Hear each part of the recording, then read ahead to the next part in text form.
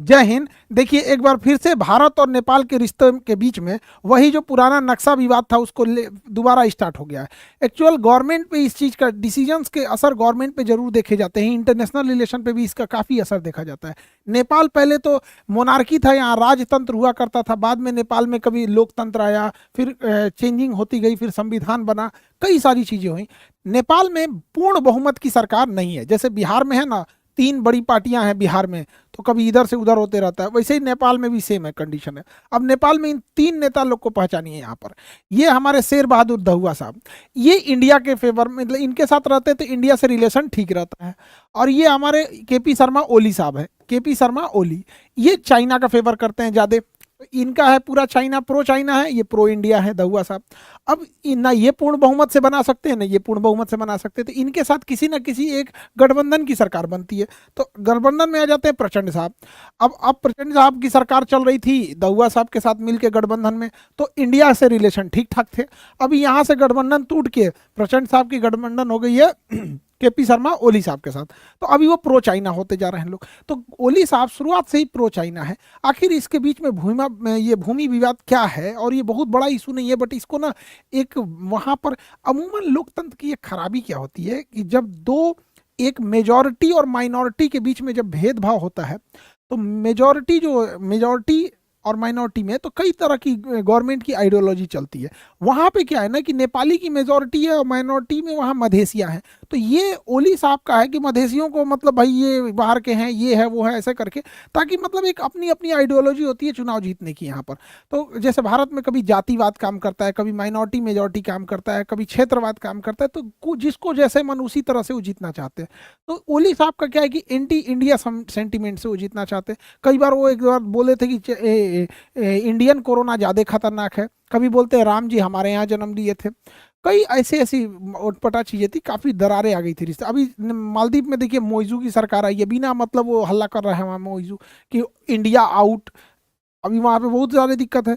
तो हम लोग समझते हैं कि अंग्रेज जब थे तो वो नेपाल के साथ युद्ध किए और एंग्लो नेपाली युद्ध हुआ, और यह युद्ध की समाप्ति 1816 के सुगौली के संधि के द्वारा ये समाप्त हुआ था। अब ये संधि में क्या क्या चीज़ें थी इसको हम लोग समझ जाते हैं। देखिए, सुगौली की संधि में यह था कि डिसाइड किया गया कि पूरब साइड में मेची नदी जो होगी वो सीमा बनाएगी नेपाल की, यहाँ मेची नदी, और इस साइड में महाकाली नदी सीमा बनाएगी। सुगौली की संधि हो गई 1816 में। यहाँ पे ये सब चीज़ें तो ठीक था यहाँ पे, बट यहाँ एक ऐसा एरिया था जिसको लेकर नेपाल कहता है कि ये एरिया इस रेखा के उधर चला गया है, वो मेरा है यहाँ पर। इसलिए आप नेपाल के ओल्ड मैप में देखेंगे तो आपको यहाँ किसी भी तरह की कोई मार्किंग देखने को नहीं मिलेगी, लेकिन वही एरिया यहाँ देखिएगा तो हल्का एक निकला हुआ एरिया दिखेगा, जबकि वो एरिया यहाँ देखने को आपको नहीं मिलेगा। वही लिम्पियाधुरा, काला पानी और लेपुलेख है, उसको हम लोग समझते हैं। ये एरिया कहाँ आता है तो नेपाल और उत्तराखंड राज्य के बीच में आएगा, उत्तराखंड के पास। इसको हम लोग समझते हैं कि आखिर ये क्या चीज़ विवाद है। तो ये ही एरिया, ये जो हल्का सा नोक निकला हुआ है ना उत्तराखंड में, यही वाला एरिया है। तो देखिए, ये उत्तराखंड का इधर हो गया, ये नेपाल हो गया।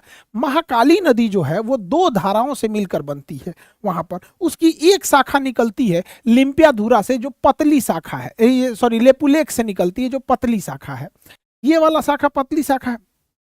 और इसी महाकाली नदी की एक शाखा निकलती है लिम्पियाधुरा से, और ये मिलके बना लेती है महाकाली नदी यहाँ पर मिलके। अब प्रॉब्लम कहाँ आ रहा है कि अगर इसका उद्गम स्थल लेपुलेख माना जाएगा तो ये पूरा एरिया भारत का हो जाएगा, लेकिन अगर इसी महाकाली नदी का उद्गम स्थल लिम्पियाधुरा को माना जाएगा तो ये एरिया नेपाल को चला जाएगा। यानी भारत और नेपाल के बीच में डिसाइड करेगी नदी कि किसके पास ये नदी है। तो देखिए ध्यान से, तो ये वाला अभी वर्तमान में भारत इसे मान रहा है। 1816 में जब सुगौली की संधि हुई थी तो अंग्रेजों ने लिम्पियाधुरा वाली इस नदी को कहा था कि ये वाला बॉर्डर रहेगा। तो 1816 में जनसंख्या भी नहीं थी, यहाँ कोई रहता भी नहीं था, लेकिन यहाँ से चीन से व्यापार करना इजी था। तो अंग्रेजों ने 1816 के बाद 1860 में इसका नक्शा में इसको माना, तो लेपुलेख को माना 1816 में यहाँ पर। तो ये वाले एरिया को माना, तो इसके इधर ब्रिटिश ईस्ट इंडिया तत्कालीन हो गई, इधर नेपाल हो गया। उस समय नेपाल ने न इस पे कोई आपत्ति जताई, ना इस पे कोई आपत्ति जताई। 100 साल तक कोई आपत्ति नहीं जताया गया। अब नेपाल का क्या कहना है कि ये लेपुलेख से ये नदी जो है इसका ओरिजिन हम नहीं मानेंगे, हम ये मानेंगे कि हम ये महाकाली नदी का ओरिजिन ये लिम्पियाधुरा से होता है। अब अगर इसे नेपाल मान लेगा लिम्पियाधुरा से हो रहा है, तो लिम्पियाधुरा बीच में एक जगह पड़ता है काला पानी और ये जगह पड़ता है आपका लेपुलेख। तो लिम्पियाधुरा, काला पानी, लेपुलेख, ये पूरा एरिया जो है ये एरिया नेपाल को चला जाएगा। अब इसको ओली साहब राष्ट्रीय मुद्दा बना के चुनाव में कुछ फायदा चाहते हैं। लोकतंत्र की एक ये खराबी हो जाती है ना कि इलेक्शन जो होता है, पार्टी पॉलिटिक्स हमेशा से देश के ऊपर में अनमेच्योर देशों में देखा गया। जैसे इंडिया में भी देखिएगा ना, तो इलेक्शन में ना 140 करोड़ लोग रहेंगे यहाँ पे भारत में, कोई तारीफ कर रहा है किसी एक पार्टी की, बुराई कर रहा है किसी एक पार्टी की। अरे यार, तुम लोकतंत्र में इसलिए बने हो, राजा हटा के इसलिए बनाया गया था कि अपनी बात पे रहो ना, कि कौन सी पार्टी ज्यादा स्कूल खुलवाई, किस पार्टी में यूनिवर्सिटीज ज्यादा ना। मतलब हम लोग किसी एक पार्टी के समर्थक और दूसरे पार्टी के कट्टर विरोधी हो जाते हैं। और ये लोकतंत्र के नए नवेले लोकतंत्र, जैसे हम लोग का तो 100 साल भी नहीं हुआ है एक देश के लिए 100 साल काफी कम टाइम होता है यहाँ पे, तो मेच्योरिटी कम रहती है। तो हमेशा से आप देखेंगे ना, तो व्यक्तिगत मतलब कोई किसी का कुछ खास डिमांड ही नहीं रहता है। इसीलिए देखिएगा भारत में धरातल स्थल पर सरकार बदलने से कोई खास फर्क देखने को नहीं मिलता है। पहले भी सड़क, नाली, मोहल्ले, अच्छी शिक्षा, इस सब के लिए लड़ रहे थे, आज भी वही लड़ रहे हैं। तो यही बात वहां नेपाल में भी है, वो इसी को मुद्दा बना रहे हैं। और वो अगर लेपुलेख की जगह लिम्पियाधुरा हो गया तो ये नेपाल को चला जाएगा यहाँ पे। तो यही विवाद है, यही एक्स्ट्रा एरिया आ जाएगा। हालांकि यहाँ एरिया में कोई रहता नहीं है, लेकिन भारत के हिसाब से देखिएगा तो ये कोना काफी जरूरी है, क्योंकि इसी पास पहाड़ थोड़ा सा डाउन है और यहाँ से नेपाल में चाइना जाया जा सकता है। और यहाँ हमारा कैलाश पर्वत है, यहाँ पे कैलाश मानसरोवर, वहाँ हमारा बहुत बड़ा तीर्थ स्थल है, शंकर जी का वो मुख्य स्थान कैलाश पर्वत ही है यहाँ पे। तो हमारे लिए ये स्ट्रेटेजिक रूप से जरूरी है। तो नेपाल और भारत के बीच में ये टेंशन बना हुआ है, यही वाला एरिया। हालांकि भारत और नेपाल को इसे सार्वजनिक मुद्दा न बना के एक टेबल पे बैठ के समझ जाना चाहिए कि अगर ये एरिया नेपाल का भी रह जाता है, हालांकि नेपाल का अपना तर्क है कि बहुत समय तक यहाँ का एरिया की जनगणना नेपाल में होती थी। तो भाई अब वो कई ऐसी चीज थी, नेपाल को भी तो 100 साल तक विरोध नहीं किया, उन्हें भी सोचना चाहिए इस चीज को। दूसरा, अगर नेपाल बहुत हठ धर्मिता अपनाते हुए इस एरिया को ले लेता है तो इसे केवल एक मनोवैज्ञानिक जीत कर सकता है, क्योंकि नेपाल की ना दुश्मनी चाइना से है ना भारत से। नेपाल और यहाँ भारत के लिए दिक्कत होगा इनकेस अगर भारत वहाँ वीजा और पासपोर्ट सिस्टम कर देता है। आज नेपाल से कोई भी आदमी बिजनेस करने भारत में आ जाता है और भारत के हजारों लोग नेपाल में बिजनेस करते हैं। हमारे यहाँ की लड़कियों की शादी बिहार में नेपाल में हो जाती है, नेपाल से लड़कियों की शादी बिहार में हो जाती है। इसे बेटी और रोटी का रिश्ता कहते हैं।